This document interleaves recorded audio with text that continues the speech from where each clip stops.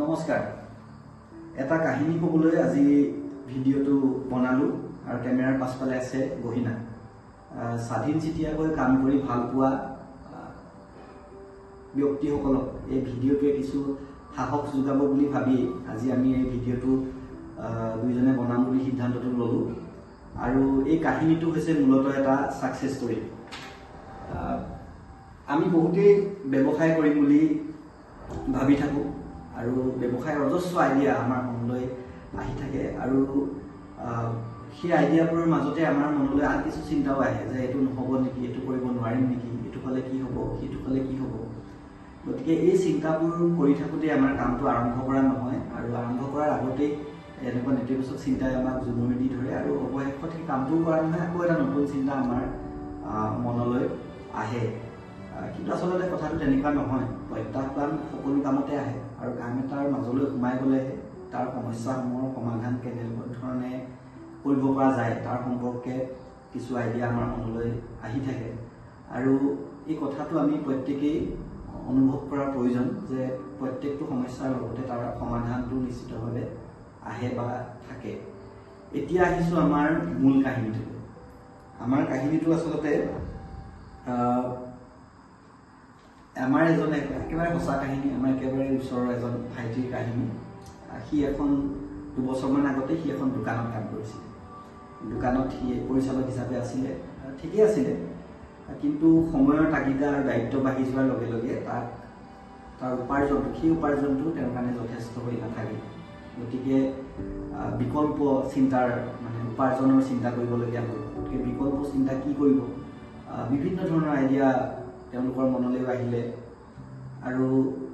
বিভিন্ন ধৰণৰ কথা বতৰা চিন্তা কৰাৰ পিছত কেইবাটাও বেলেগ কাম চেষ্টা কৰাৰ পাছত অৱশেষত সিদ্ধান্ত লোৱা হ'ল যে তেওঁ এখন ব্ৰইলাৰ ফাৰ্ম আৰম্ভ কৰিব আৰু সেইমতে ব্ৰইলাৰ ফাৰ্মখন আৰম্ভ কৰাৰ যিবোৰ প্ৰাথমিক কাম কাজসমূহ আৰম্ভ কৰা হ'ব আচলতে আজিকালি কোম্পানীবোৰৰ লগত যৌথভাৱে ব্ৰইলাৰ ফাৰ্মৰ কাম আৰম্ভ কৰিলে বহুত বেছি টকা পইচা নালাগে ন্যূনতম কিছু টকা পইচা লগত লৈ ফাৰ্মখনৰ প্ৰস্তুত আৰু ফাৰ্মখন প্ৰস্তুত কৰিবলৈ কাৰণে যিমানখিনি টকা পইচা লাগে সিমানখিনিৰ সৈতে আমি কাম এটা আৰম্ভ কৰিব পাৰোঁ কাৰণ মেইনটেনেন্স বা ব্ৰইলাৰসমূহৰ প্ৰতিপালনৰ কাৰণে হোৱা মেক্সিমাম সিংহভাগ খৰচ যিটো কোম্পানীৰ ফালৰ পৰাই কৰা যায় গতিকে সেই ধৰণৰ কাম এটা আমাৰ দৰে অঞ্চলত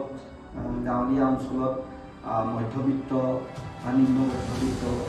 পৰিয়ালে কৰিব পৰাকৈ কিছু ব্যৱস্থা আজিকালি গঢ়ি তুলিছে সেইধৰণে আমাৰ কাহিনীটোৰ নায়কজনৰ যিখন ব্ৰইলাৰ ফাৰ্ম সেই ফাৰ্মখনো আৰম্ভ কৰা হ'ল প্ৰায় ২৭৫০টা ব্ৰইলাৰ লগত লৈ অংকুৰৰ ফাৰ্মখন আৰম্ভ হ'ল আগতে এনেধৰণৰ কাম নকৰা অংকুৰে প্ৰথমতে কিছু কষ্ট অনুভৱ কৰিছিল কিন্তু সাহস হৈ থিয় দিছিল তাৰ পৰিয়ালটো আৰু ওচৰ চুবুৰীয়া সমনীয়াসমূহ কিন্তু প্ৰত্যাহ্বান নোহোৱাকৈ জানো এটা কাহিনীৰ সফল সমাপ্তি হ'ব পাৰে প্ৰত্যাহ্বান অংকুৰৰ ফাৰ্মখনলৈ আহিল অক্টোবৰ মাহৰ আৰম্ভণিৰ সময়তে অহা এজাক আবতৰীয়া ধুমুহা বতাহে অংকুৰৰ ফাৰ্মখনৰ চালি সম্পূৰ্ণৰূপে উৰুৱাই লৈ গ'ল তলত ২৭৫০টা ব্ৰইলাৰৰ একেবাৰে সৰু সৰু পোৱালি আৰু ওপৰত এখন উদং চালি সকলোৱে আপ্ৰাণ চেষ্টা কৰি যেনে তেনে পোৱালিকেইটা সেইদিনা বৰষুণৰ পৰা বচালে দুদিনৰ ভিতৰত নানা কষ্টৰ মাজেৰে ধনবিধ যোগাৰ কৰি চালিখন আকৌ প্ৰস্তুত কৰা হ'ল চলি থাকিল ফাৰ্মখনৰ বাকী কাম কাজ আৰু লাহে লাহে ব্ৰইলাৰবোৰ ডাঙৰ হ'ল ভাল লগা কথা যে কেইদিনমানৰ আগতে অংকুৰে তাৰ ফাৰ্মখনৰ প্ৰথমটো বেটছ উলিয়াই দিলে গড়ে প্ৰায় ২.৫ কেজিকৈ ল'ৰাজনে ২৫০০মান ব্ৰইলাৰ বজাৰলৈ মুকলি কৰি দিবলৈ সক্ষম হ'ল এইটো এটা সঁচাকৈ সফলতাৰ কাহিনী উপাৰ্জনটো মানুহৰ একান্তই ব্যক্তিগত কথা কিন্তু তথাপিও আমি আপোনালোকক ক'ব পাৰোঁ যে সাধাৰণতে আমি যেনেকুৱা এটা ভাল দৰমহা বুলি ভাবোঁ অংকুৰে তাৰ প্ৰথমটো বেটছত তাতকৈ এটা ভাল দৰমহা বা তাতকৈ এটা ভাল উপাৰ্জন কৰিবলৈ সক্ষম হ'ল আমি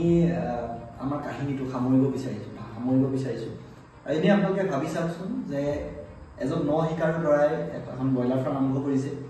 আৰু ব্ৰইলাৰ সোমোৱাৰ দুদিন পাছতেই ফাৰ্মখনৰ মুধচটো ধুমুহা বতাহে উৰুৱাই লৈ আৰু ২৭০০-৩০০০ ব্ৰইলাৰ মুৰ্গী তলত লৈ এখন উদং চালিয়ে এখন ব্ৰইলাৰ ফাৰ্মত এজন মহিকালে কেনেকুৱা এটা পৰিস্থিতিৰ সন্মুখীন হৈছে। ইয়াতকৈ ভয়ংকৰ পৰিস্থিতি এজন মহিকালৰ কাৰণে হ'ব পাৰে নেকি? কিন্তু তাৰ মাজতো প্ৰত্যাহ্বান আহিছে, সেই প্ৰত্যাহ্বানকো উপায় এটা কাম সম্পূৰ্ণ কৰা হৈছে। গতিকে সেইটোৱে যে প্ৰত্যাহ্বান আহিলে তাৰ সমাধান যদি আপুনি পৰিস্থিতিটোত থাকে আপুনি সেইটো মোকাবিলা হৈ যায় হ'বই। গতিকে আমি আশা ভাবিছোঁ যে ৩ বছৰ আমি নাজানো, ৩ বছৰ যদি কৰি আমাৰ কাহিনীটোৰ নায়কজনে যদি চাকৰিৰ কাৰণে চেষ্টা কৰি থাকিলেহেঁতেন ৩ বছৰত তেওঁ চাকৰিটো পালেহেঁতেন নে নাপালেহেঁতেন আমি নাজানো। কিন্তু আমি ভাবিছোঁ যে এতিয়াৰ পৰা এতিয়া হোৱা ভুলবোৰ শুধৰাই এতিয়া কৰা কামৰ মানে যিটো এক্সপিৰিয়েঞ্চ অনুভৱবোৰ লগত লৈ ৩ বছৰ ধৰি অনুভৱে মনৰ পৰা সঁচাকৈ যদি ভালদৰে কষ্ট কৰে আমি ভাবিছোঁ যে তেওঁ যথেষ্ট ভাল কৰিব পাৰিব। আৰু আচলতে এই কথা আজিৰ সমাজখনেও অনুভৱ কৰাৰ প্ৰয়োজন যে প্ৰত্যেক বছৰতে লাখে লাখে স্নাতকোত্তৰ সৃষ্টি হৈ আছে। গতিকে সকলোৰে বাবে নিশ্চিতভাৱে কেতিয়াও চাকৰি যোগাৰ হ'ব নোৱাৰে, কিন্তু আমি নিজেই নিজৰ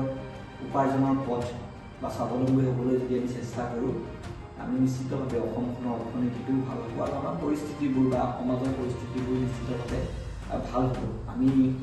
আমাৰ কাহিনীটোৰ নায়কজন অংকুৰলৈ ধন্যবাদ জ্ঞাপন কৰিছোঁ, তেওঁলৈ আমি শুভেচ্ছা জনাইছোঁ। তেওঁৰ লগতে তেওঁ সাহস হৈ থিয় দি থকা তেওঁৰ পৰিয়ালটো, তেওঁৰ বন্ধুবৰ্গ, ওচৰ চুবুৰীয়া সকলোলৈকে আমি আজি এই ভিডিঅ'টোৰ পৰা শুভেচ্ছা জনাইছোঁ, ধন্যবাদ আৰু অভিনন্দন জনাইছোঁ। আৰু আমি শেষত ক'ব বিচাৰিছোঁ যে যিসকলে শেষলৈকে ভিডিঅ'টো চাই আছে আমি তেওঁলোকক ক'ব বিচাৰিছোঁ যে যদি আপোনালোকে কিবা এটা কৰিব বিচাৰিছে প্ৰত্যাহ্বানটো আহিবই, আপোনালোকে আৰম্ভ কৰি চাওকচোন। সফলতাৰ যাত্ৰাটোত আগুৱাবলৈ হ'লে প্ৰথম খোজটো আপুনি নিজেই দিব লাগিব। আৰু এবাৰ যদি খোজটো আপুনি দিয়ে হয়তো আপুনি উজুতি খাব, উজুতি খাই আপুনি যদি উঠে শিকে আৰু আকৌ যদি চেষ্টা কৰে নিশ্চিতভাৱে আপুনি আপোনাৰ গন্তব্যস্থান গৈ পাবই। আমি ভাবিছোঁ যে এই ভিডিঅ'টোৱে আপোনালোকক অলপ হ'লেও সাহস দিব পাৰিছে আৰু আমি সকলোকে তেওঁলোকৰ সফলতাৰ যাত্ৰাৰ বাবে শুভেচ্ছা জনাইছোঁ। আপোনালোক সকলোৰে যাত্ৰা শুভ হওক। আকৌ কেতিয়াবা যদি মন যায় আমি আকৌ ভিডিঅ' বনাম, কাৰণ এইটো আমাৰ প্ৰথম ভিডিঅ' আৰু সেইকাৰণে আমি এনেকুৱা এটা ভিডিঅ' বনাইছোঁ যিটো আমাৰ প্ৰথম খোজ। আৰু এনেকুৱাও নহয় যে আমি ভিডিঅ'ই বনাই থাকিম আৰু এইটো হয়তো আমাৰ শেষৰ ভিডিঅ' হ'ব পাৰে, কিন্তু এই ভিডিঅ'টোৱে আপোনালোকক কিবা এটা যিসকলে শেষলৈকে চাই আছে তেওঁলোকক কিবা এটা দিছে বুলি আমি ভাবিছোঁ বা কিবা এটা যদি দিব পাৰিছে তেতিয়াহ'লে আমি সফল হৈছোঁ বুলি ভাবিছোঁ। আৰু ইমানেই চাইনিং অফ। কেনেকুৱা ফাৰ্ষ্ট টাইম এক্সপিৰিয়েঞ্চ কেনেকুৱা এটা ফাৰ্ষ্ট বেটছৰ এক্সপিৰিয়েঞ্চ? প্ৰথম যিটো ভালেই হোৱা এক্সপিৰিয়েঞ্চ, বাকী নেক্সট ইয়াৰ চাওঁ, ভাবিছোঁ আৰু ভাল হ'ব। নেক্সট আকৌ কৰা হ'বনে এইটো কাম? কৰি থকা হ'ব কণ্টিনিউ ন?